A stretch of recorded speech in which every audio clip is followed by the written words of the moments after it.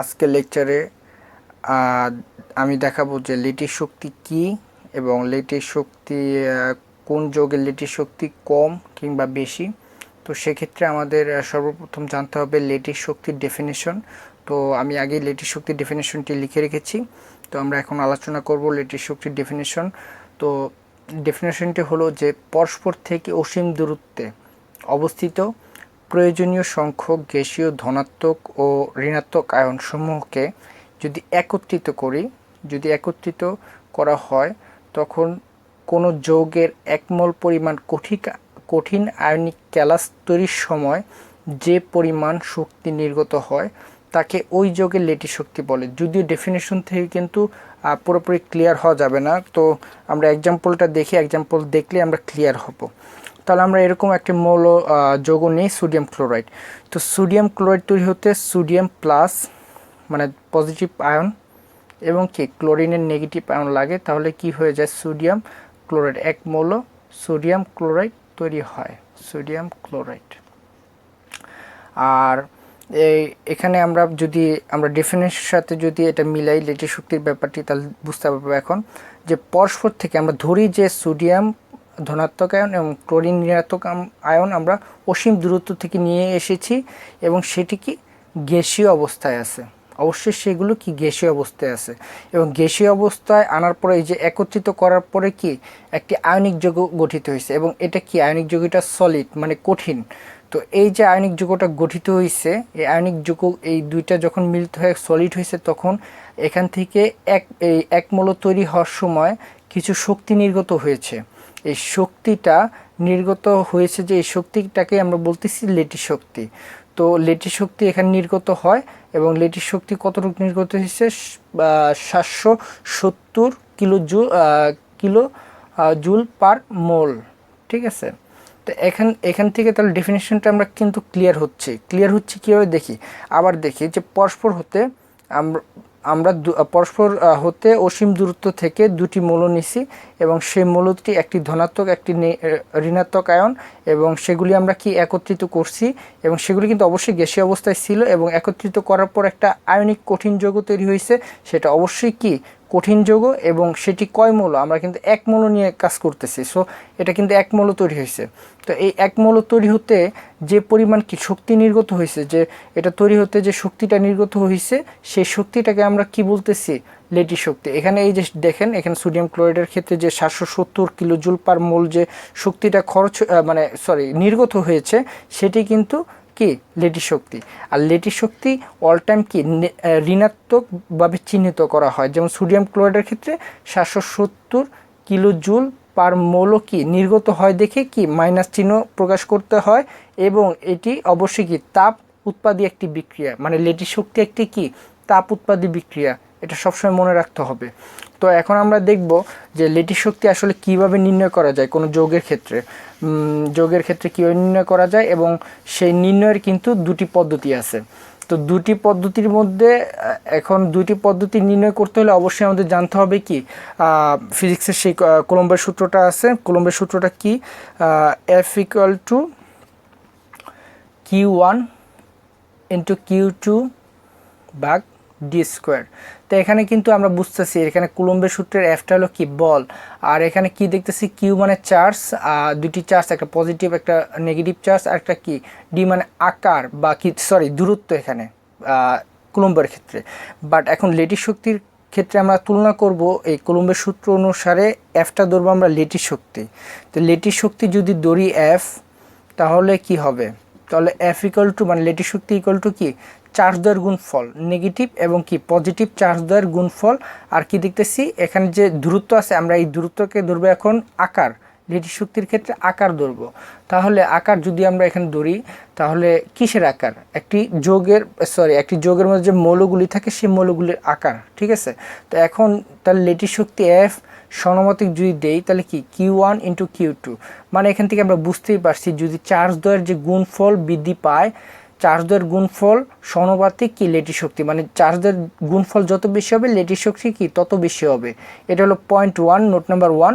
এবং note number 2 হলো যে কি F মানে ব্যস্ত সমানুপাতিক 1/d², মানে কি দূরত্ব, আর আমরা দূরত্ব বলতে এখানে ডি কে দূরত্ব ধরবো না, এখন ধরবো কোনো মৌলের আকার। তাহলে আকারের ব্যস্তমতে কি লেটিস শক্তি, তার মানে বুঝতেই পারছি যে কি আকার যত বৃদ্ধি পাবে কোনো একটি মৌলের তার লেটিস শক্তি কি তত কমবে। তাহলে আমরা দেখি এখন এই দুটি নোটের আমরা দুটি এক্সাম্পল দেখব। এক্সাম্পল দেখলে আমরা পুরোপুরি ক্লিয়ার হয়ে যাব যে লেটিস শক্তি কোনটির কার বেশি, এবং পরীক্ষায় এগুলি অবশ্যই আসে এবং গুরুত্ব সহকারে দেখতে হবে, কারণ এগুলি খুবই অ্যাডমিশন টেস্টের জন্য খুবই গুরুত্বপূর্ণ, আর ইন্টারমিডিয়েটের জন্য তো গুরুত্বপূর্ণ রয়েছেই। তো আমরা দেখি প্রথমে আমরা যদি চার্জের ব্যাপারে আসি, এফ সমানুপাতিক কী বলছিলাম, Q1 ইন্টু Q2। তো চার্জের ক্ষেত্রে যদি আমরা দেখি যে ক্যাটায়নের এখানে আমরা ধরবো ক্যাটায়ন একটি মানে পজিটিভ, আমরা অল টাইম ক্যাটায়ন বলতে বোঝাই পজিটিভ চার্জ, এটা মনে রাখতে হবে। আর কি Q2 ধরলাম নেগেটিভ চার্জ, তো নেগেটিভ চার্জ সবসময় অ্যানায়ন কি হয় নেগেটিভ হয়, অ্যানায়ন নেগেটিভ হয়। তাহলে এখানে আমরা বলতেছি যে কি লেটিস শক্তি into equal to cation into অ্যানায়নের চার্জের গুণফল। তাহলে এরকম দুটি যৌগ নিই আমরা, যে বেরিলিয়াম অক্সাইড এবং আমরা নিচ্ছি সোডিয়াম ক্লোরাইড, এই দুটি যৌগের মধ্যে কোনটির লেটিস শক্তি বেশি। পরীক্ষা আসলো যে কোনটির লেটিস শক্তি বেশি, হতে পারে এমসিকিউ, হতে পারে কি 2 নম্বরের কোশ্চেন খ নাম্বার, সবসময় মনে রাখতে হবে 2 এর বেশি এগুলি কোশ্চেন আসে না। আর এমসিকিউ তো অবশ্যই মানে গুরুত্ব সহকারে দেখতে প্রচুর আসে এগুলি এমসিকিউ। তো বেরিলিয়াম অক্সাইডের ক্ষেত্রে আমরা জানি কি কোনো একটি যৌগের টোটাল কি যৌগের যার মান 0 হয়, তো সেক্ষেত্রে অক্সিজেন জানি আমরা -2, সেক্ষেত্রে কি বেরিলিয়াম +2 এখানে। আর সোডিয়াম ক্লোরাইডের ক্ষেত্রে কি হবে, ক্লোরিনের -1, তাহলে অবশ্যই কি সোডিয়ামের +1 হবে। তাহলে এখন আমরা দেখি যদি লেটিস শক্তি F = বেরিলিয়ামের ক্ষেত্রে বের করি, তাহলে আমরা যেহেতু এগুলি কি একই গ্রুপের মৌলও না, মনে রাখতে হবে এখানে আমরা দেখতে পাচ্ছি পজিটিভ আয়ন যেগুলি আছে এগুলি কিন্তু একই গ্রুপের মৌল না, সেক্ষেত্রে আমরা কিন্তু এই চার্জের মানে প্রথম মানে Q1 ইন্টু Q2 এখানে ডি স্কোয়ার কোনো ব্যাপার আসবে না, শুধু চার্জের গুণফলের ব্যাপার আসবে, যেহেতু এরা কি একই গ্রুপের মৌল না। আর যদি একই গ্রুপের মৌল হতো তাহলে আমরা পরবর্তীতে দেখাবো এটা কীভাবে হয়। তো এখন যদি 2 ইন্টু 2 মানে এখানে চার্জ বসে, তাহলে এদের কত আসছে 2 ইন্টু 2 মানে 4। আর এখানে যদি লেটিস শক্তি বের করি সোডিয়ামের ক্ষেত্রে Q1 ইন্টু Q2, তাহলে কি 1 ইন্টু 1 মানে কত 1। তো এখানে দেখতে পাচ্ছি কি বেরিলিয়ামের কি লেটিস যে চার্জটা বেশি, আর এখানে কি তার সোডিয়াম ক্লোরাইড চার্জ কম। সো আমরা একটু আগে আমরা নোট 1-এ দেখছি যে যদি চার্জ সংখ্যা বেশি হয় কোনো একটি যৌগের, সেক্ষেত্রে সেটির লেটিস শক্তি বেশি।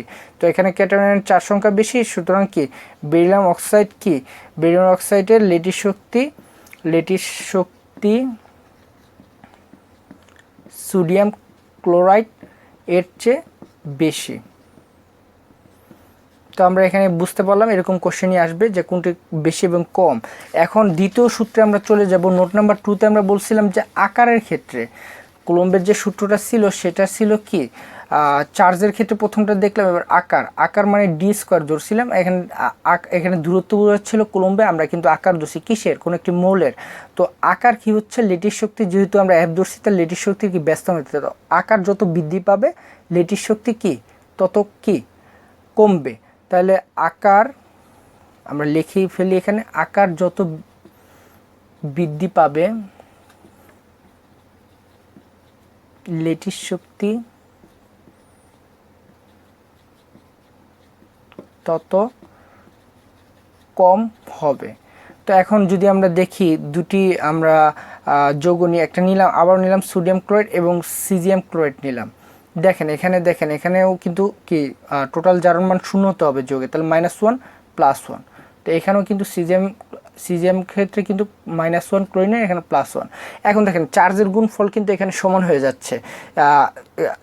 যাচ্ছে 1ই হবে, 1 ইন্টু 1 দিলে 1ই হবে, এখানে 1 ইন্টু 1 দিলে, তাহলে কিন্তু এখন চার্জের যে নোট নাম্বার 1 আমরা শিখেছি যে চার্জের গুণফল যত বেশি হবে কোনো একটি যৌগের, সেই যৌগটি কি লেটিস শক্তি তত বেশি হবে। সেহেতু এখানে কিন্তু আমাদের সেই সূত্র নোট নাম্বার 1 যদি আমরা এখানে প্রয়োগ করি তাহলে হবে না, কারণ এখানে চার্জের কিন্তু সমান সমান। তাহলে আমাদের কি করতে হবে, আকার দেখতে হবে। কিসের আকার দেখবো আমরা এখানে কিন্তু অ্যানায়ন দেখতে পাচ্ছি একই ক্লোরিন, তাহলে আমরা তো ক্লোরিনের আকার দেখতে পারবো না, আমরা দেখবো সবসময় কি ক্যাটায়নের আকার। এখন যদি আমরা ক্যাটায়নের আকার দেখতে পাই তাহলে কি দেখব, ক্যাটায়নের আকার দেখতে পারলে দেখবো সোডিয়াম এবং কি সিজিয়াম কিন্তু গ্রুপ 1-এর মৌল।